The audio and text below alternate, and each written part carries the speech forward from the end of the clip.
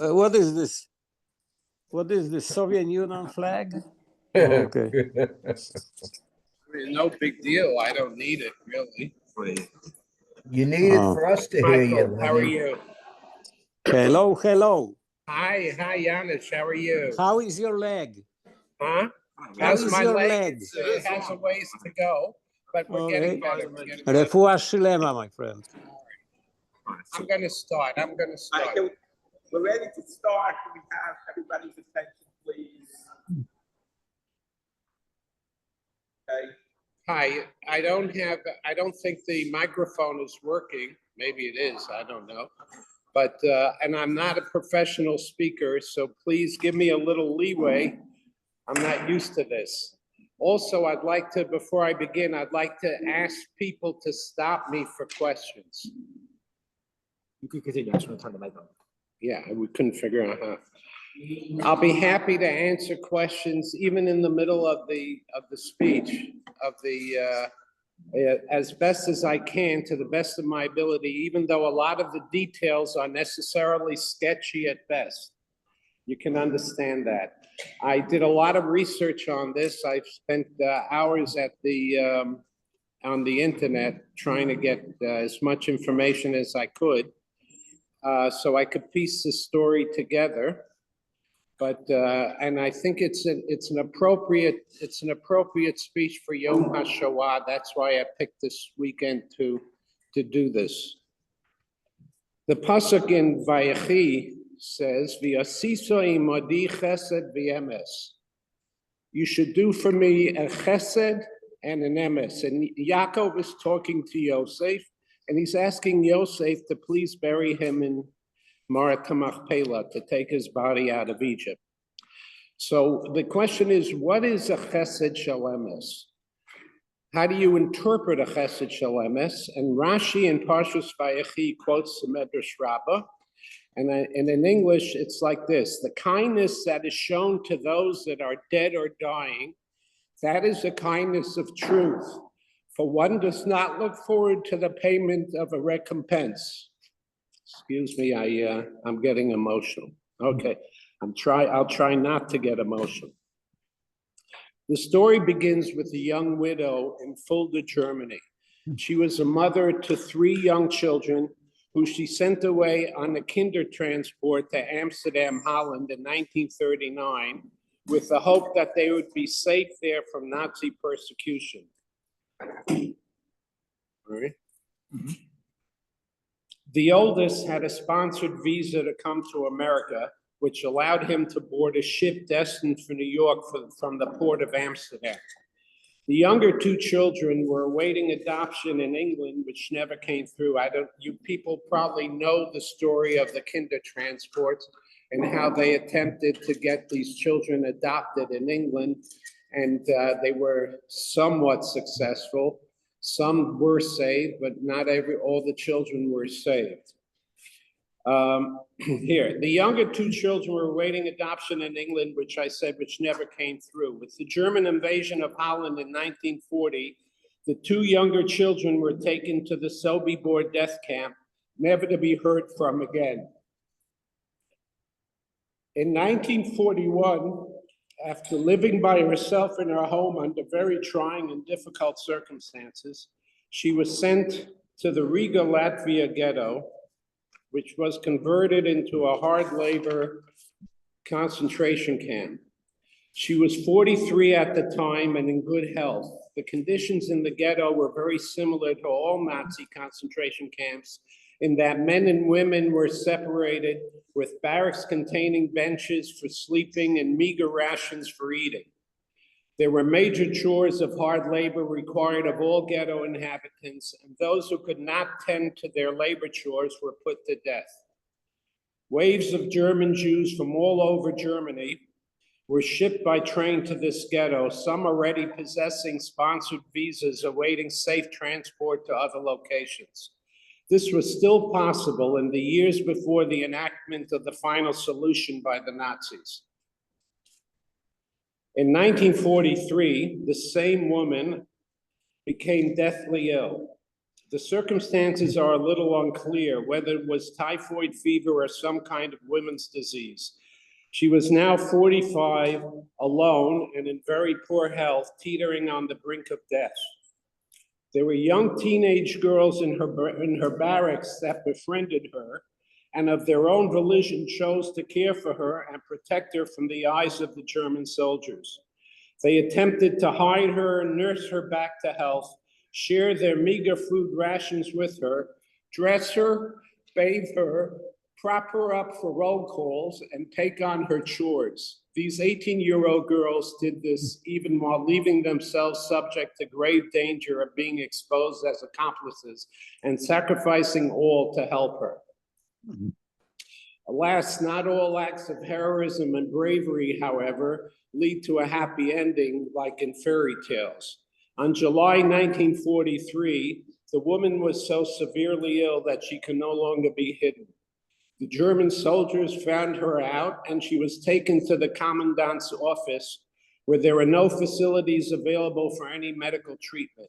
A short while later, these same teenage girls were called to carry out her body. Her throat had been cut in what we can only hope was a painless, instantaneous death. About 40 years ago, I moved to Fairlawn, never imagining its connection to my past. You see, the widowed woman was my grandmother, Yulshin Kantal Goldsmith, Yutuba Shimon HaKohen, Hashem Yikom Dama, a woman of strong Orthodox Jewish belief and observance, a Shomeres Torah u'Mitzvos. The girls, two of whom were Eva Lowenberg and Inga Nussbaum, are known to us today by their married names, Eva Bender, Zichrona Levracha, and Inga Heiser, Zichrona Levracha, the same Inga Heiser of the hall we're sitting in. I guess an explanation is in order why these acts of kindness are just now being recognized. My father, Zichrona Levracha, after coming to America at 18, was not able to raise enough funds to sponsor a visa for his mother, even though she pleaded in her letters to him to please find a way. He lived with this guilt all his life, never willing to acknowledge the obvious impossibilities involved.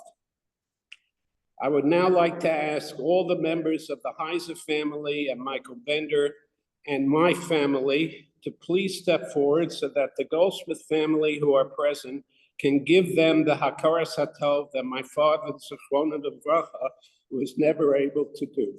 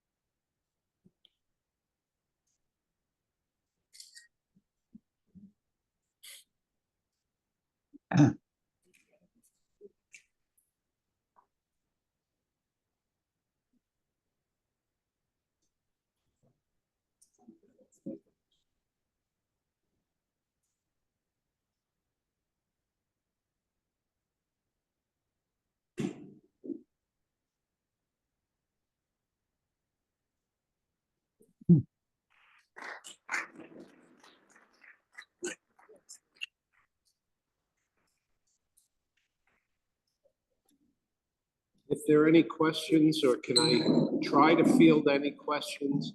The story is more involved than what I've made it as short as possible, but many of the family had situations in concentration camps, and that's a story in itself. Okay, but if I could field any questions, do it that way. Yeah. From Riga, since Riga was liquidated, where did they go?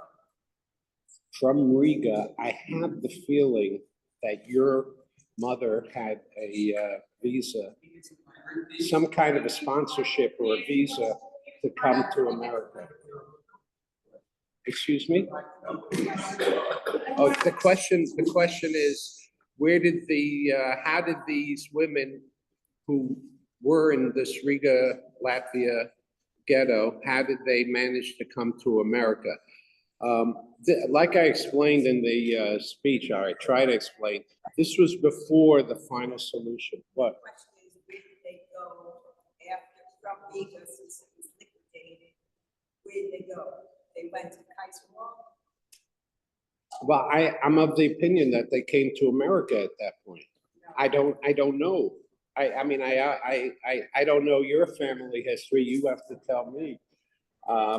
But as far as I know, the people who did, the women who did get out of these had some kind of sponsorship or visas to come to America. And unfortunately, my grandmother did not. Yes. At what point, who knew the connection?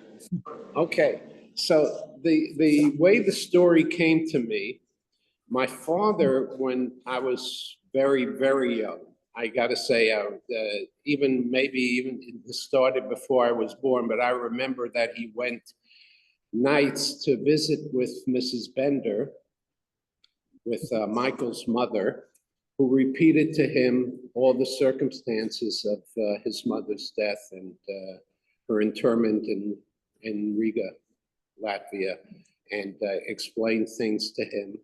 And I have this information from my father, through his mother, Alasho. Excuse me? Is there a story of how Bender tracked down your father? Oh, no, how did we track each other down? The strange thing was that we both moved into the same neighborhood, that we all live in the same neighborhood. And all this. Yeah, they both lived in Washington Heights, and she was instructed by my grandmother to please look up my father and give him the information. Yes, when she got to America. So that's how I know that she probably did have a visa, a sponsored visa to come to America. Your mother. Right? No, Michael. My mother came by Sweden. She rehabbed in Sweden for 6 Oh. months. Okay, there's your answer. Anybody else? I involved with the kids.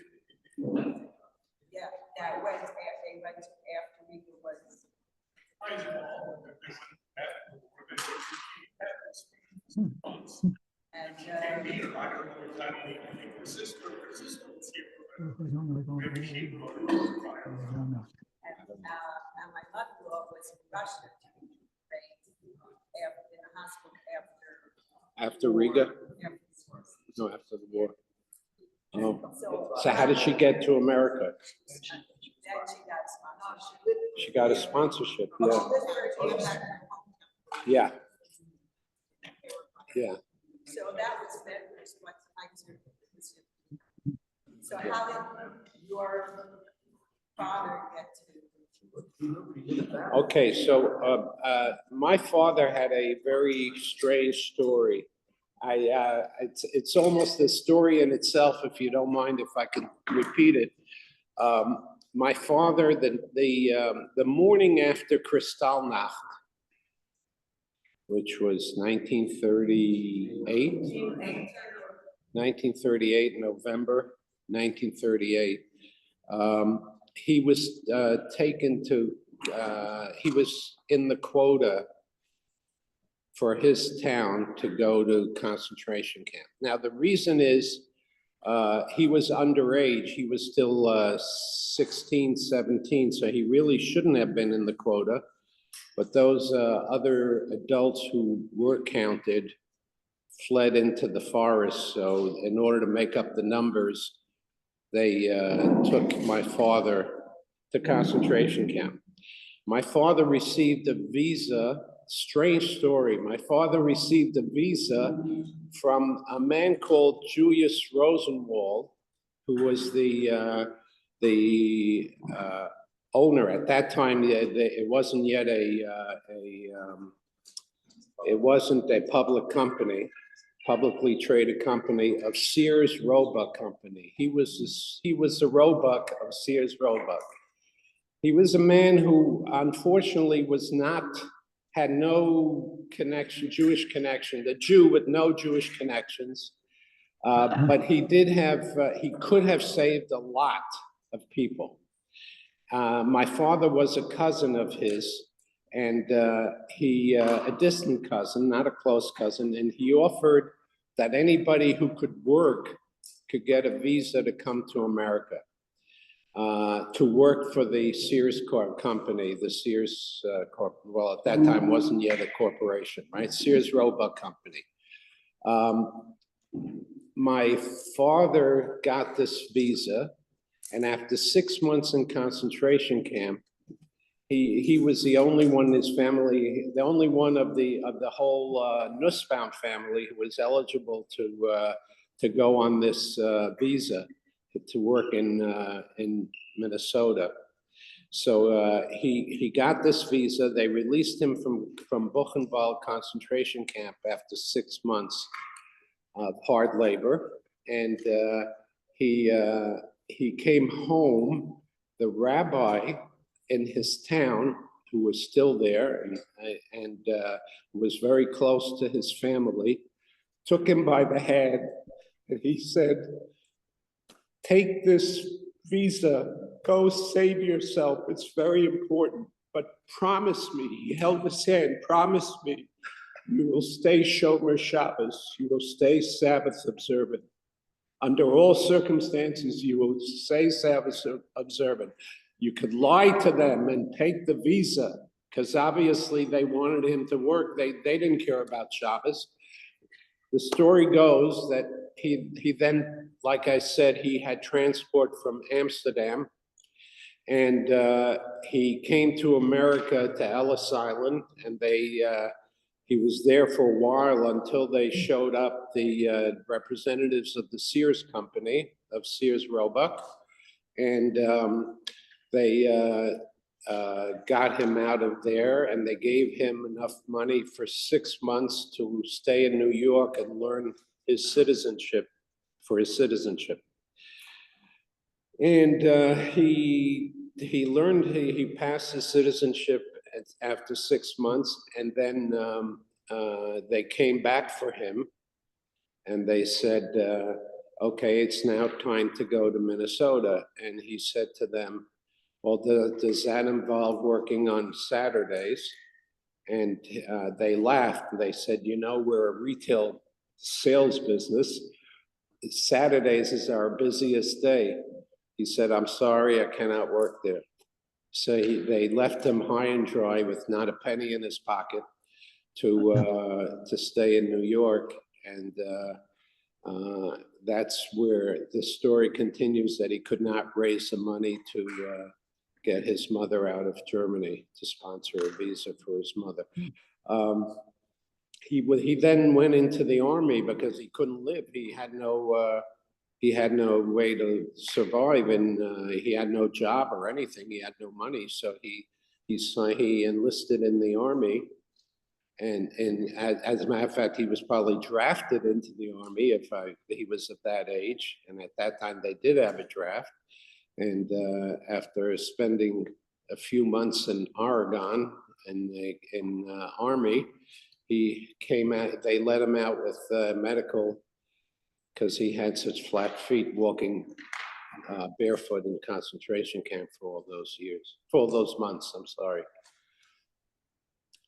So that's his story. I mean, it's an involved story, but he was able to keep his Shabbos through it all.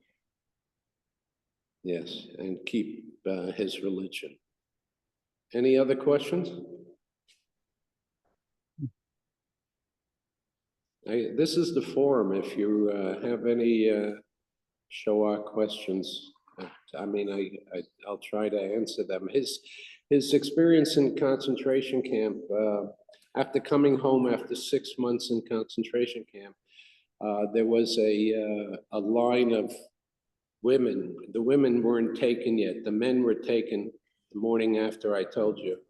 The women weren't taken yet. There was a line of, he was bathing, as a matter of fact. They gave him, his mother was, told him to take a bath after all those months in concentration camp. And there was a line of women outside his door. They wanted to know what happened to their husbands. Are their husbands still alive? And unfortunately, he's almost one after the other. He said no. Even before, like I said, this was before the final solution, but life in concentration camp was such that if you had to go to the bathroom, to the outhouse, if you had to, they would take, the German soldiers would take pot shots at you, and as soon as you left the barracks, they would practice random shooting at you, and you didn't survive. And all these husbands of these women, unfortunately, he knew that they had not survived in those 6 months in concentration camp in Buchenwald. Yeah. His story is a little, I said that that morning that he went to concentration camp, the morning after Kristallnacht, he was in a central train station, and it was packed full of the Jews who were waiting to be transported, and there was a table of Nazi soldiers with their guns in front of them on the table, and they were calling out names and assigning you to different, I guess, different train cars, whatever. And they called out my father's name. My father was very tall, extremely tall. For that period of time, he was very tall. And they called out his name, and he comes up to the table. He comes walking up to the table, and from the other side of the train station, he did not know this. His grandfather was on the other side of the train station, and he heard my father's name called, and he comes running up with his hand like this in his jacket. And he comes running up to the table, to the Nazi table, and the Nazis didn't know what he had in his pocket. They drew their guns, and they said, pull your hand slowly out of the pocket. And in his pocket was the Iron Eagle, which was the highest decoration for a soldier in World War I. And he had received that in World War I. And he puts it down on the table, and he says, take me, not him. Please take me, not him. And they got up and they saluted him, you know, with the Nazi salute. And they said, you're the war hero. You go home. He comes with us. And, so my father was taken for 6 months to Buchenwald. Yeah. Any other questions? Yeah. In which town was this? Which town? Where was the train station? Where was Germany? He was from Fulda, Germany. Yeah. This was Fulda. Fulda was a fairly big city. Germany. Why did he stop the story with people? Yeah, it seems that they had a different treatment for the German Jews than they had for other Jews in other areas. And they seemed at the beginning, before the final solution, they were a little bit favorable towards, if you want to call it that, and they did not take these women to, yeah, or men and women. I know that, that Michael's uncles were also there in Riga, right? You said? One uncle, yeah. Yes. He also was the head of savings. My parents had the opportunity to get visas. German Jews, they were able to get out early. They couldn't as long as they had visas.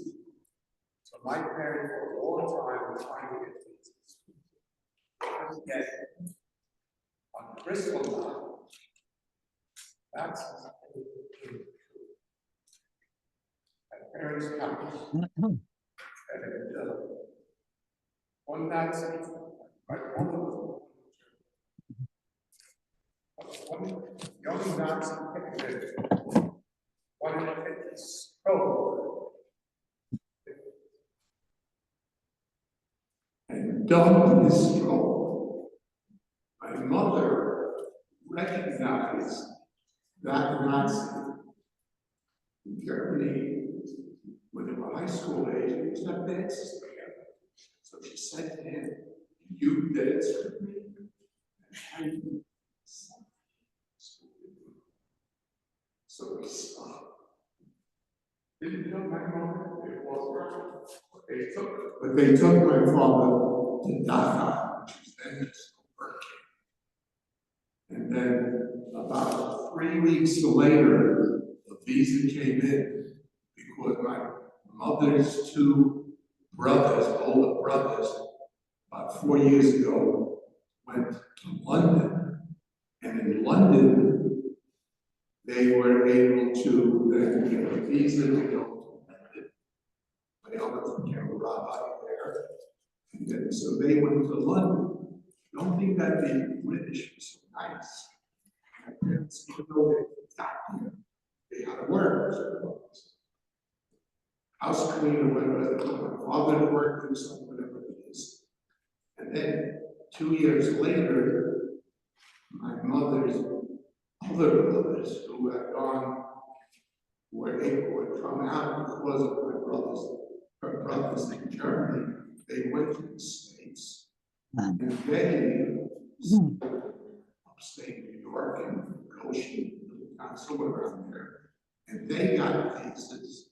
And that's how all German Jews that settled in Washington Heights, most of them got out because they got visas and were able to come out. And interestingly enough, if you were a German Jew, you couldn't take money out. They let you come out with whatever material, whatever possessions you had, besides the money. My father was able to get a safe guitar. She bought here. My mother came out with a dowry, linen and stuff like that, old stuff. Said what was but I never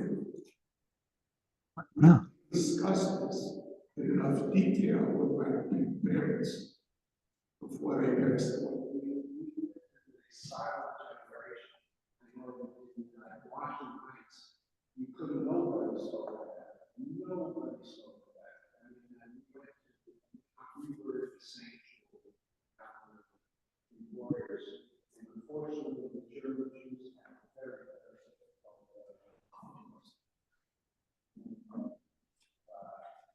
know that we couldn't get any information. People stop to say, "Oh, it's acting on that." It's a very silent generation. Washington Heights.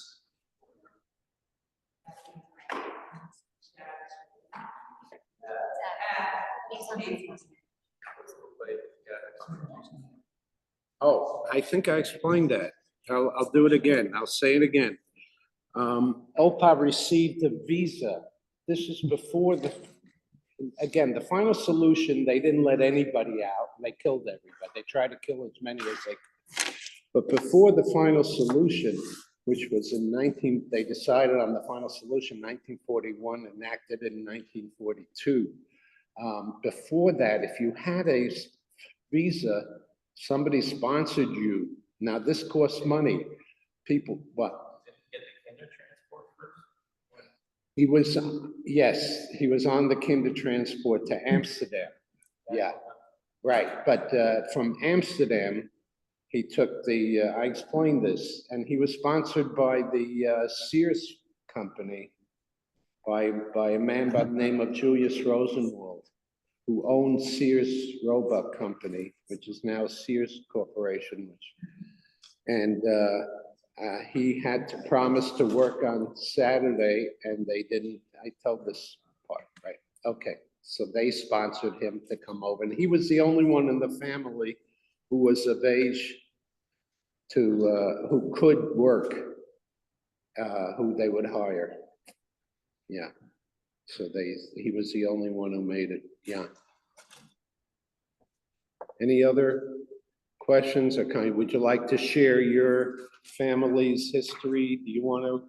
I know the Boskis have quite a, yeah. Can I bring the, no, okay. All right. Any other questions, comments? No. Okay, thank you very much.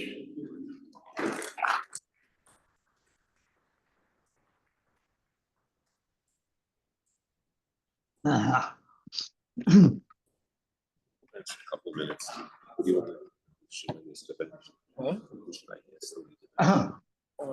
Michael. Okay, a couple minutes. Thank you.